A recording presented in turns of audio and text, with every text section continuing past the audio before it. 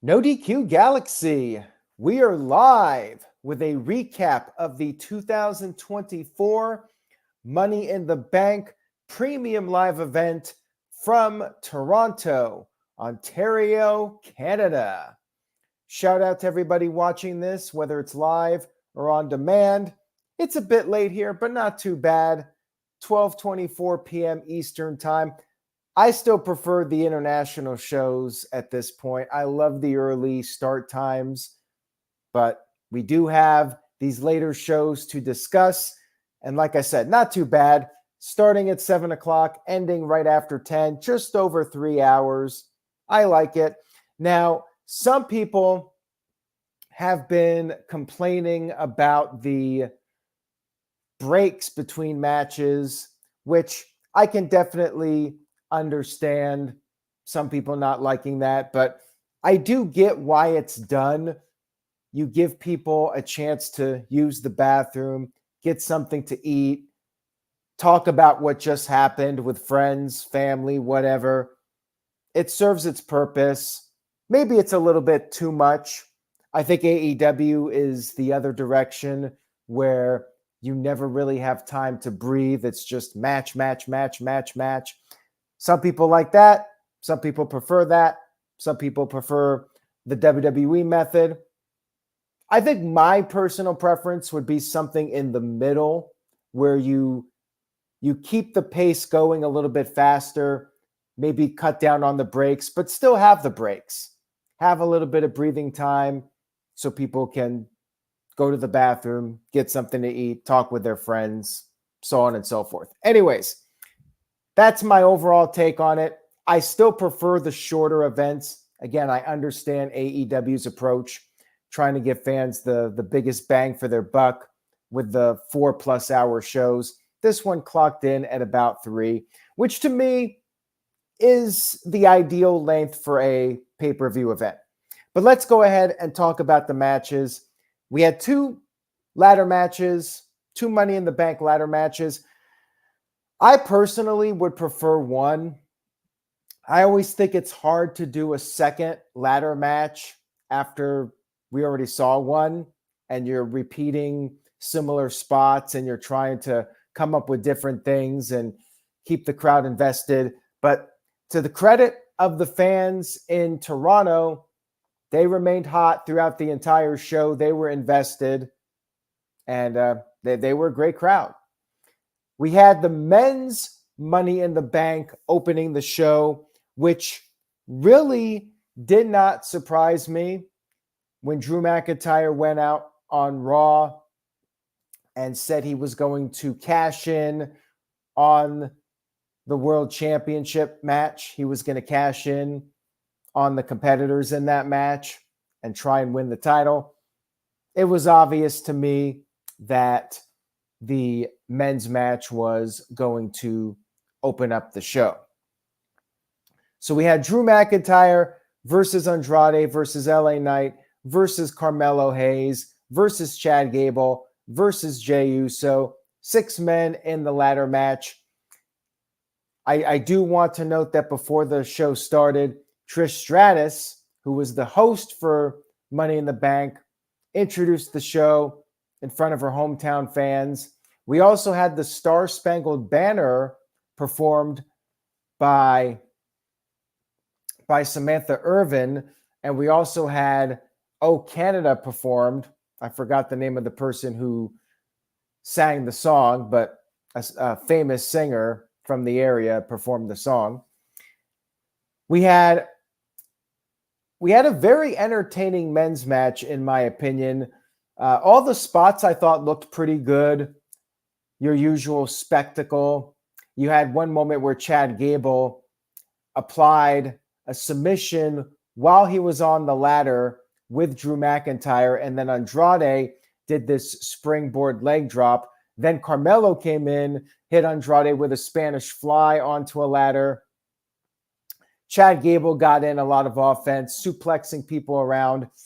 Crowd was impressed, but they still chanted, "You still suck," at Gable. And then McIntyre took control for a while. he powerbombed Gable on a ladder. Then he sent Andrade over the top rope with a Claymore. Then LA Knight and Jey Uso actually worked together to take out McIntyre. BFT, Uso splash. Then LA Knight, Jey Uso, they both climbed the ladder, traded shots. Crowd was chanting, yeah, and yeet. Then Carmelo came in, knocked both of them off the ladder. Then Andrade and Carmelo were climbing the ladder. Andrade ended up giving Carmelo a sunset flip power bomb onto a ladder down below.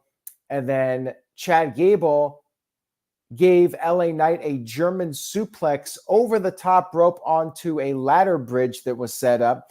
Pretty brutal bump for LA Knight. That took him out of the equation. Then Chad Gable tried to climb the ladder. He was on the verge of winning. However, he could not get the ladder or could not get the briefcase. He was grabbing it.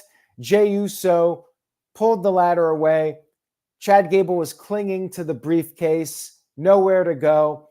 He eventually lost his grip, crashed to the mat below, and Jey was about to win, but then Drew McIntyre was able to knock off Jey with another ladder, and then McIntyre climbed the ladder, and he grabbed it, picked up the victory here.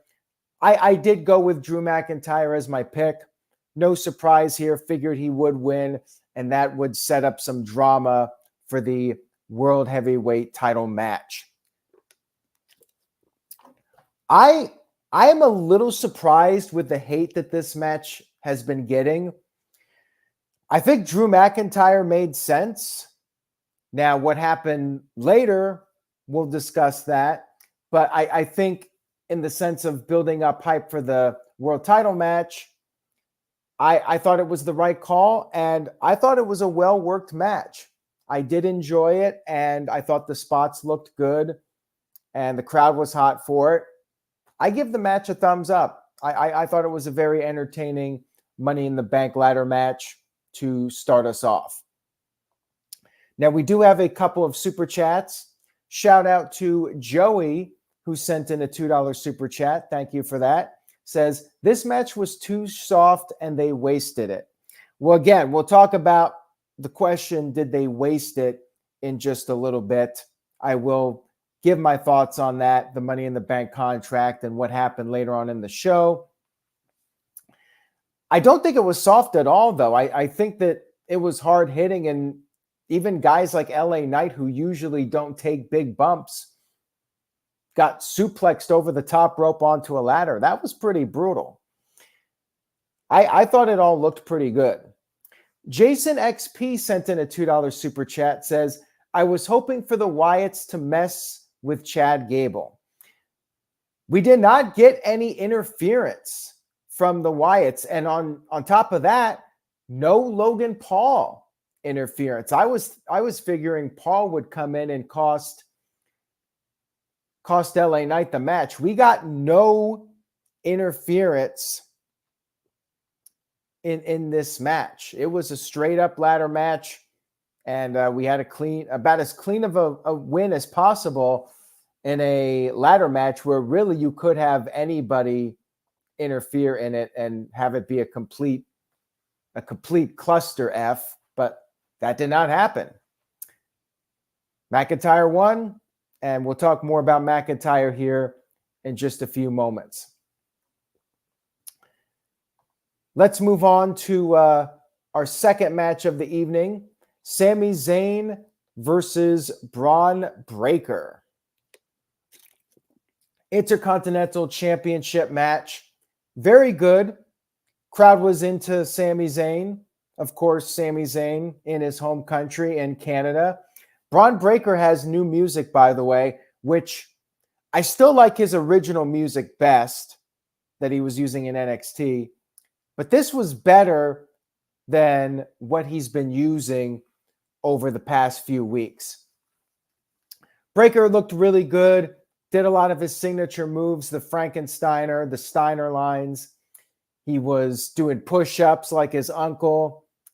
and he even mocked the Olay chants. He dominated a good portion of the match, but then Sami Zayn would fight back, get back into the mix, and it was back and forth.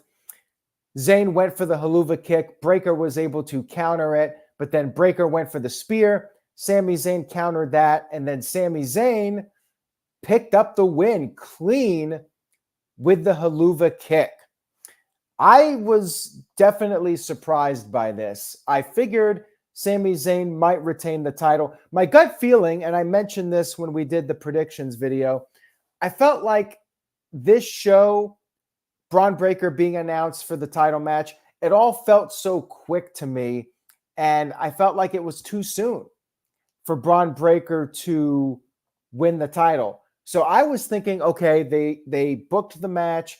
Maybe it's going to have some kind of disputed finish where Sami retains. Maybe there's a count out, maybe a DQ.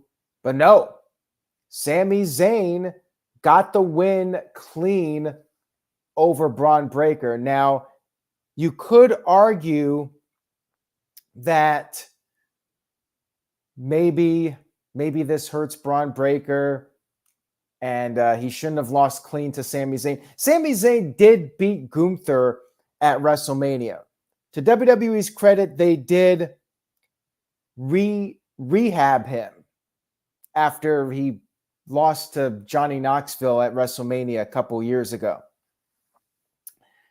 So Sami Zayn did get rehabbed, and it was a very competitive match. You can argue Bron Breakker still in the rookie stage. I think Bron Breakker can come back from this. It's not necessarily the end of him. He did lose to the guy that beat Gunther at WrestleMania, and Sami Zayn's been on a roll, and people underestimate him. He somehow manages to overcome the odds. So I think I can buy it, and I could see Bron Breakker coming back for one more match and get the win at SummerSlam. I still think Bron will ultimately dethrone Sami Zayn, but, did not necessarily need to be on this show. Joey sent in a $2 super chat. Thank you for that, Joey. Says, boring match and it killed Bron's momentum. See, I don't necessarily agree with that. I don't think it was a boring match, and I do think Bron can come back from this. They could have done a DQ, but you know what? If they had done a DQ or a count out, people would have bitched about that too. They would have said, oh, you can't do a clean finish on the show. You have to do a DQ or a count out. So it's like really a no-win situation. I just think that Bron will get it, but we need to let it play out to SummerSlam and give Bron a chance to come back from this. And I think he'll be okay. I think he'll get that win, and it'll probably be at SummerSlam. Shout out to Bill R., who sent in a $5 super chat. Thank you for that, Bill. I appreciate it. Says 39 years ago today, Tito Santana beat Greg the Hammer Valentine in a steel cage match to retain the Intercontinental title. Tito Santana, great IC champion, and he was very much like Sami Zayn in a way, underdog, especially towards the end of his career in WWE, mostly being the guy that would put over the rising stars. But that was when Tito was still getting somewhat of a push. And thank you for that little stat, Bill. Also stealing Hamp's gimmick. That's Hamp Connell's gimmick in the chat room with the history lessons. And yeah, they could have done the DQ or a count out. When it's done every once in a while, it can be beneficial. But they had also done a bunch of DQs on TV and other Bron Breakker matches. So because of that, I felt like maybe it wouldn't have been a great idea on this show. But yeah, people are debating this one. Was it the right call or not? I do think in the end, Bron will win the title and he will be elevated. And remember, Brock Lesnar lost to John Cena in his first match back at Extreme Rules in 2012, and Brock Lesnar turned out all right. and Braun's still a rookie. Brock was coming back off of his UFC run, lost to John Cena, but then Brock went on to do a lot of great things, ended the Undertaker's streak. So I still think there's time with Braun Breaker. Don't count him out yet. All right, so let's talk about John Cena.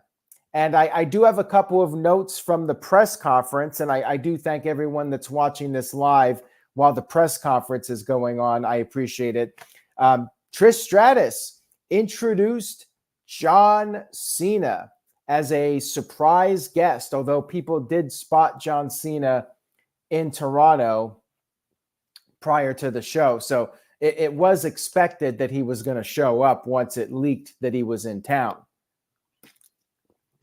John Cena came out there and he had a t-shirt that said "The last time is now," which pretty much gave away what he was going to say.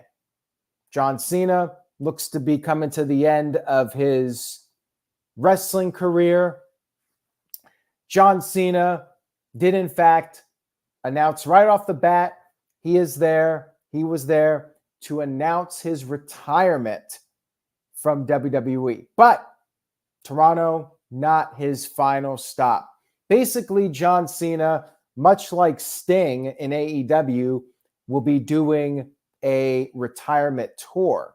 And he said 2025 Royal Rumble, Elimination Chamber, and WrestleMania 41 will be his final appearances at those events. But he said he'll be there.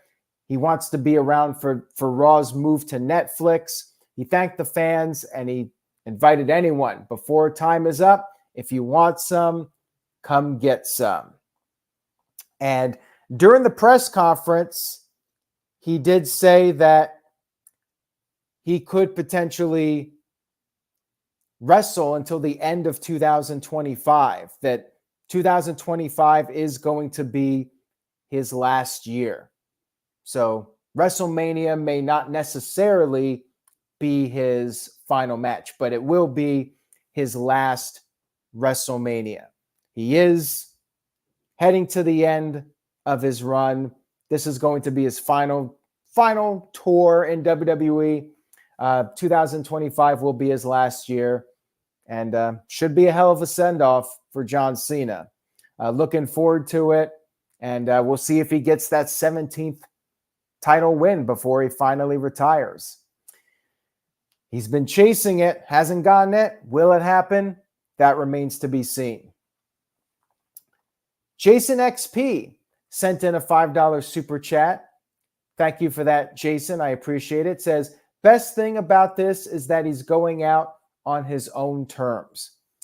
Absolutely. And it was a big success for Sting, and it would not shock me if he was influenced by Sting. It felt, Sting had a hell of a final run in AEW, got to go out on his own terms, and we may see the same thing. But the question is, who will John Cena face in his final WrestleMania match? Will it be Randy Orton, a guy that he never had a singles match with at WrestleMania?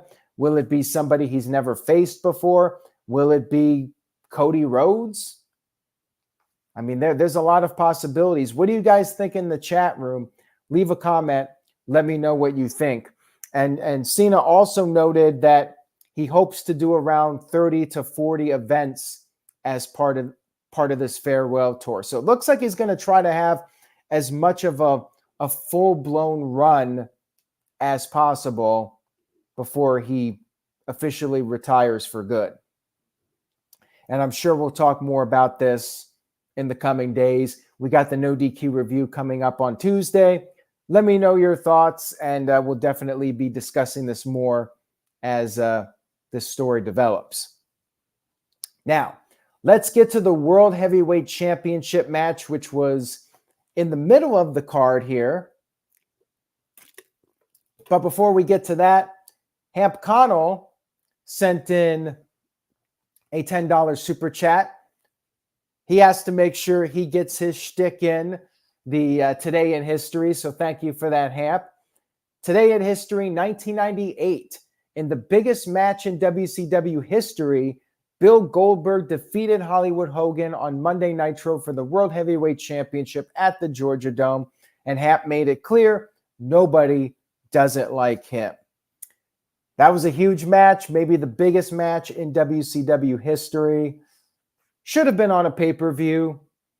Would have made a lot of money for WCW. They could have also done a rematch, which they never actually did. Money flushed down the toilet, but hey, that was WCW for you. All right. Seth Rollins versus Seth Rollins versus Damian Priest. Damian Priest defending the World Heavyweight title. Now, before the match, Priest was making it clear to Judgment Day he did not want them interfering. He left the room, and Finn Balor looked very fed up, and he had a stern look on his face. He said, "Whatever you say, boss," after Priest had already left the room.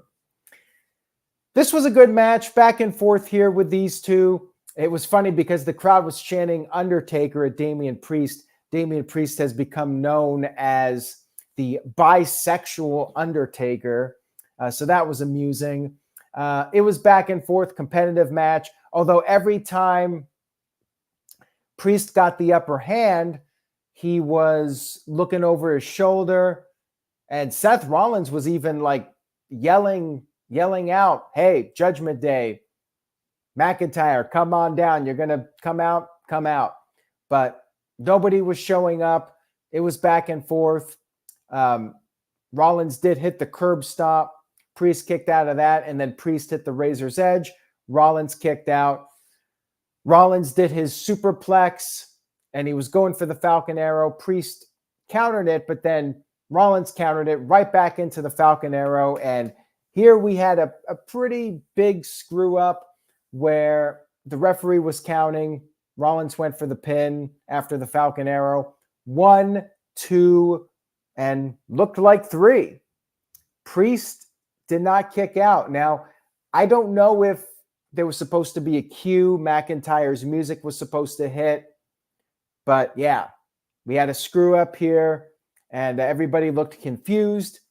And then McIntyre's music hit. So I think there might have been some kind of a miscue here with McIntyre's entrance.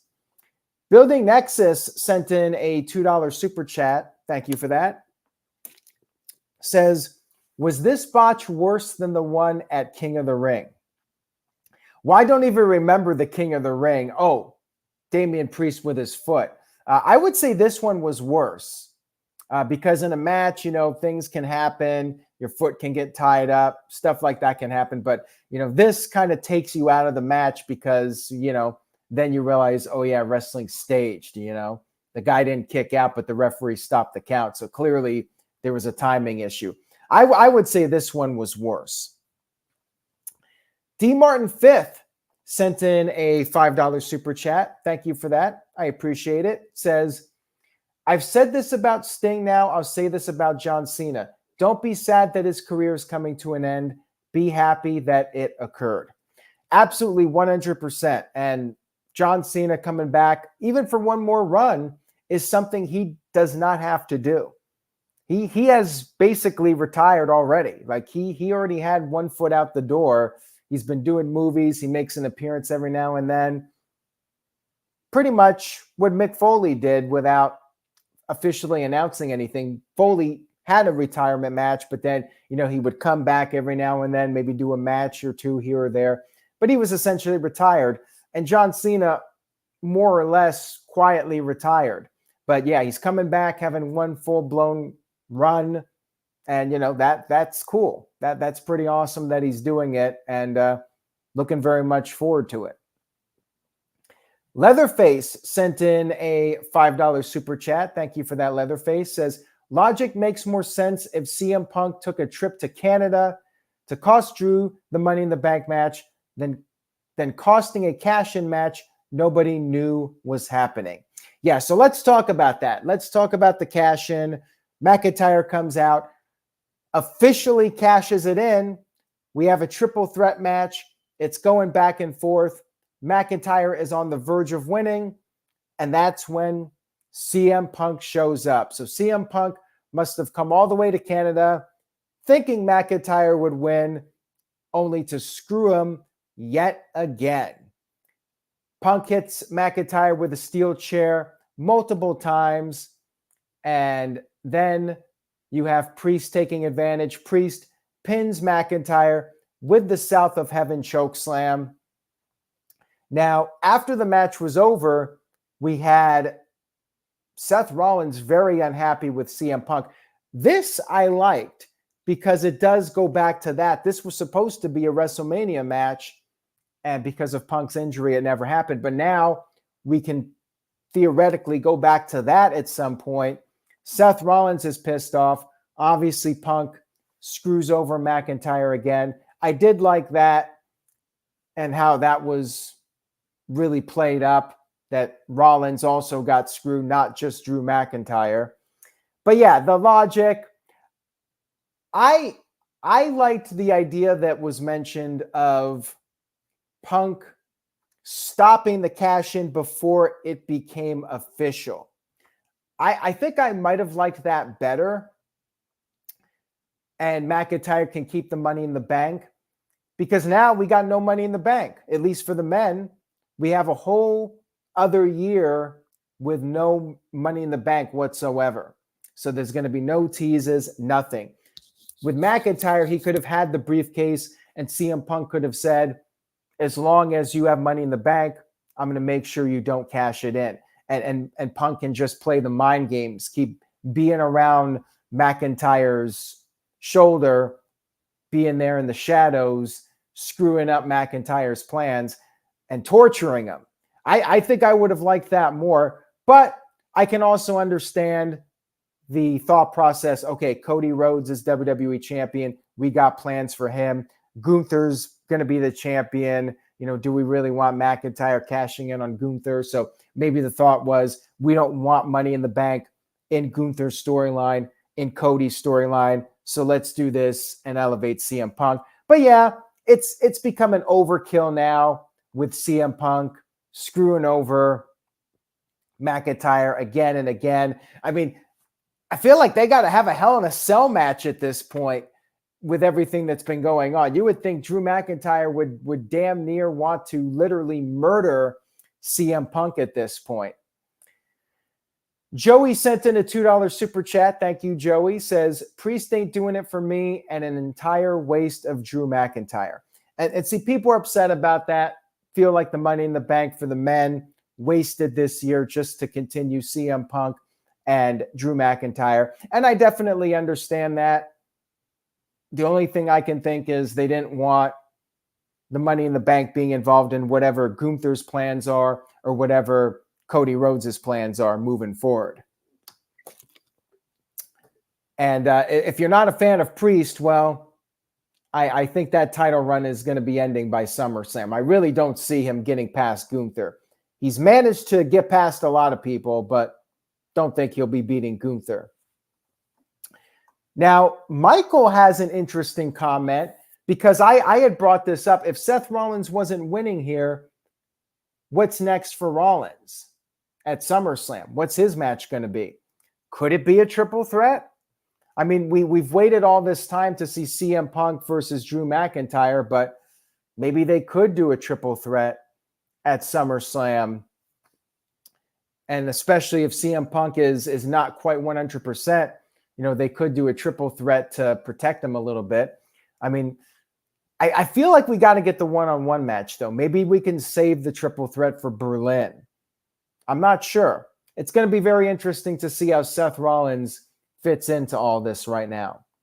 And you definitely got to get the CM Punk and Seth Rollins match at some point. But yeah, right now, I feel like we really got to see like a blood match with CM Punk and McIntyre after everything that's happened. And then where do you go? Like, how does this story end with these guys after everything that's happened? Jason XP sent in a $5 super chat. Thank you for that. Says, they got to have CM Punk on TV so I can get him attacking Drew a lot. Yeah, they they've done that already with CM Punk attacking Drew. But now what do? Now you got to put up or shut up. You got to get them in the ring. And I presume Punk is ready to go for SummerSlam. The fact that they did this angle and they're really moving forward with it. Punk's got to be ready for SummerSlam. And I feel like you got to have more than one match too. After everything that's been built up to this, like these guys really got to have a blood feud. Like we need Hell in a Cell. I think if any feud in WWE calls for Hell in a Cell, it's CM Punk and Drew McIntyre. And Building Nexus sent in a $5 super chat. Thank you for that. I appreciate it. Says, a win over Priest isn't going to put over Gunther much. Well, Priest, to his credit, I think he's been built up pretty well. And he has won with interference.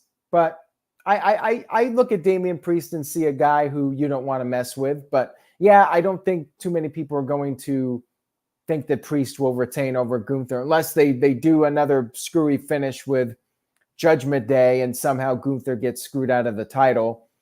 I mean, I would not rule it out since Gunther could potentially get a rematch at Bash in Berlin. They might somehow manage to keep the title on Priest one more event. But yeah, I mean, Gunther beating Priest isn't going to make Gunther any more credible.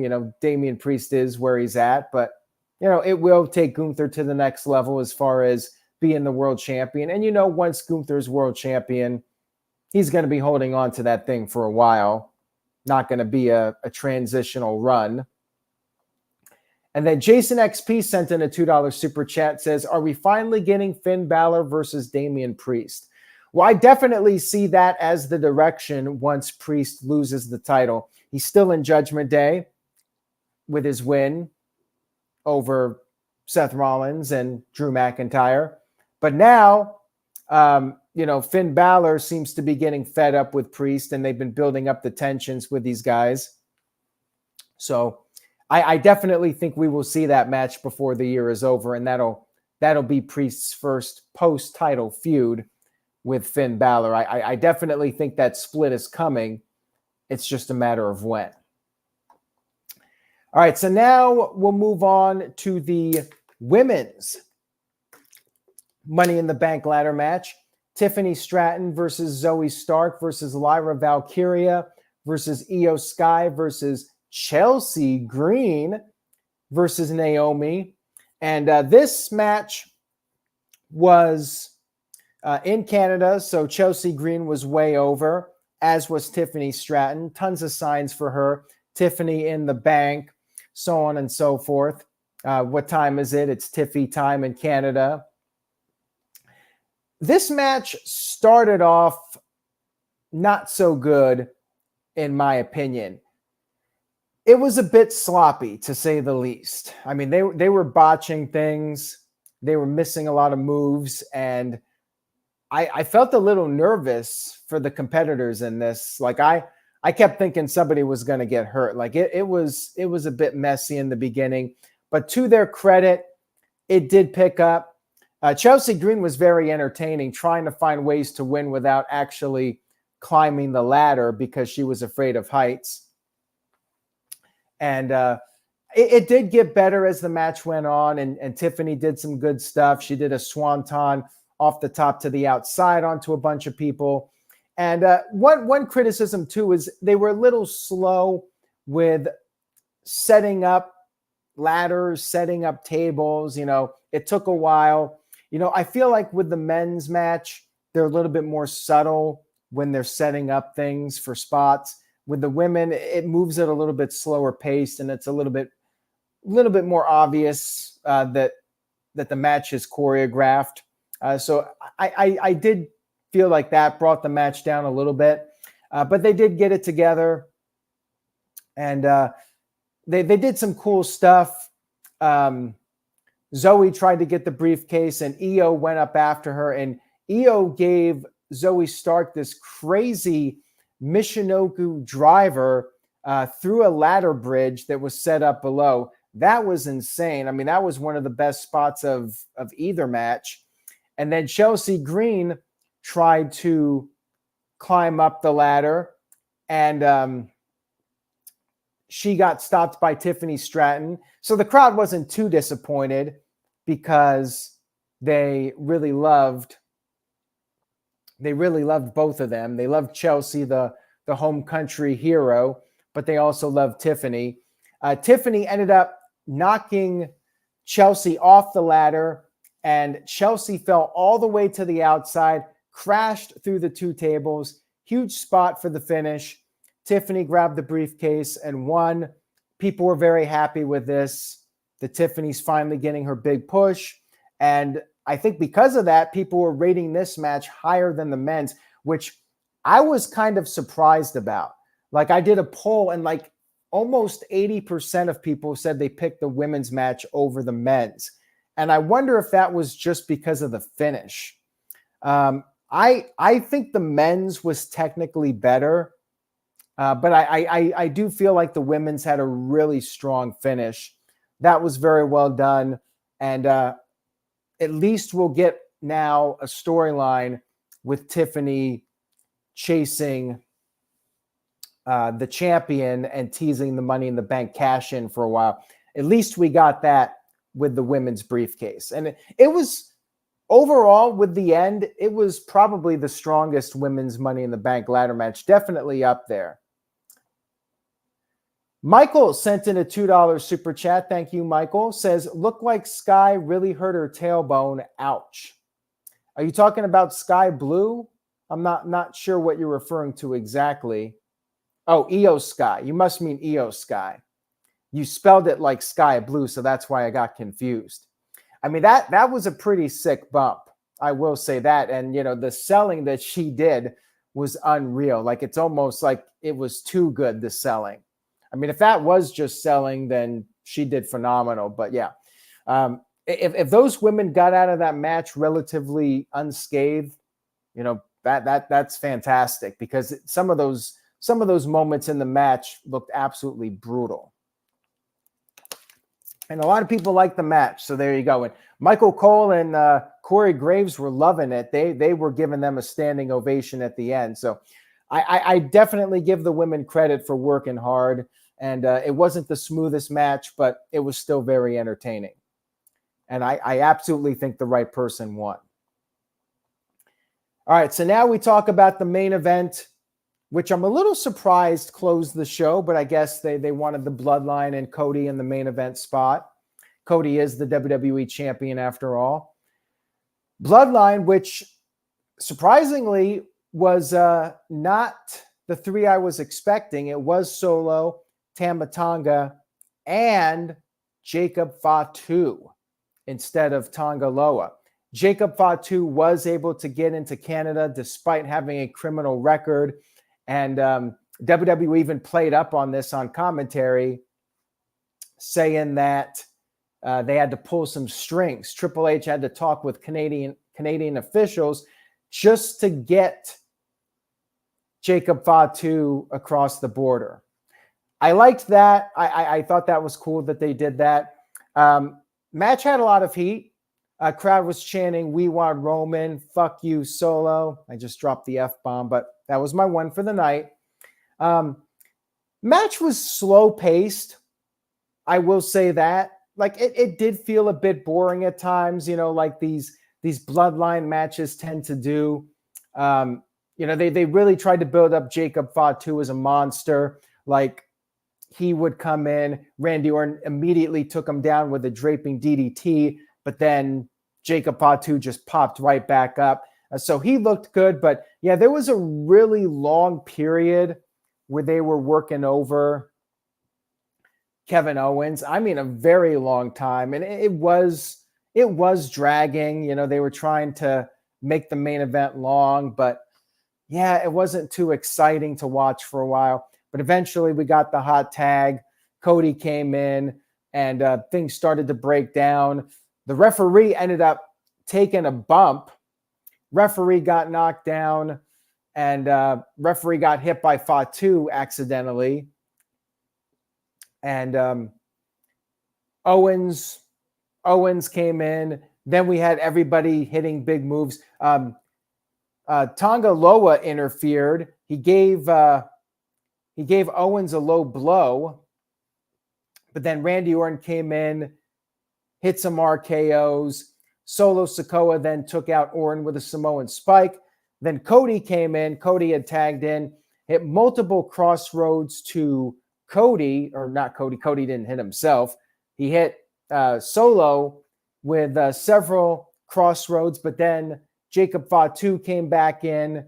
He had been taken out earlier by Kevin Owens. Owens put him through a table with a frog splash. He got back in there, and Solo Sikoa, with the help of Jacob Fatu, pinned Cody Rhodes with the Samoan spike. Almost a clean win. You did have the interference from Tonga Loa. But yes, Solo Sikoa pinned Cody, and there was no Roman Reigns. So looks like we're getting Solo Sikoa versus Cody for the title at SummerSlam. And we're probably going to have to wait until SummerSlam to see the return of the tribal chief, the real tribal chief, Roman Reigns. All in all, it was the right booking decision. It was a good match, but I would have put the World Heavyweight title match last with CM Punk out there and the Money in the Bank cash in. I think I would have swapped. I would have put this match in the middle just because it lacked the atmosphere. Or hell, I might have even considered putting the women's match at the end just to end it on a high note with Tiffany. I don't know. I just felt like it was a good match, but it was barely above a SmackDown TV match. All in all, I think it was a great show. It had its flaws, and I definitely understand the criticisms of the show. So I'm not going to go with an A-level grade for it. I would say a B+. I think it was a really good, entertaining 3-hour premium live event. A lot of interesting things happened on the show. John Cena coming back. We had a couple of surprises. I enjoyed the show. I don't think it was perfect. I don't think it was flawless, but I did like the show. And it seems to be a mixed bag with people. I've seen people say it's a great show. Ryan thinks it was just a C+. Joey says it was a C+ at best. See, I thought both ladder matches were very entertaining. And Money in the Bank, the big draws, the Money in the Bank ladder matches, and I enjoyed them. So I would definitely give it way above a C-level grade. Like, I still think it was worth my time to watch it. So I think a B+ is fair, and Horizon gives it an A-. It's a mixed bag. Some people liked it. It's polarizing, but I think it accomplished what it needed to. You got Solo over for SummerSlam. You elevated the CM Punk and Drew McIntyre feud. Tiffany got her big win. I mean, I think it accomplished what it needed to. So there you have it for my thoughts on Money in the Bank. Let me know your thoughts on YouTube. Leave a comment on the YouTube page, what you liked, what you didn't like. Stay tuned to NoDQ.com for the very latest regarding John Cena's retirement and the fallout from Money in the Bank. No DQ review will be back. And don't forget NXT. We got NXT on Sunday night. I'll be recapping the show right here on the No DQ YouTube channel. And Joey brought up Solo Sikoa. We need The Rock. Solo doesn't have, that vibe of being a top guy, which I do agree with, especially compared to Jacob Fatu. There was this report that WWE was concerned that Jacob Fatu would outshine Solo and have more of a presence. And I think that's definitely true. I mean, Solo, I like Solo, but they kind of screwed things up with him by having him lose so many matches after he beat John Cena and dominated him. But yeah, Solo, they're trying to build him up again. And, this was the right call to have him beat Cody on this show. Looking forward to what's next. They're building it up. SummerSlam should be a hell of a show. Have a great rest of your weekend, everyone. I appreciate your viewership and support. If you liked the video, please give it a thumbs up on YouTube, tell a friend, and stay tuned for more. Buy a shirt, nodq.com/merch. Say yes to No DQ, and I will see you all next time.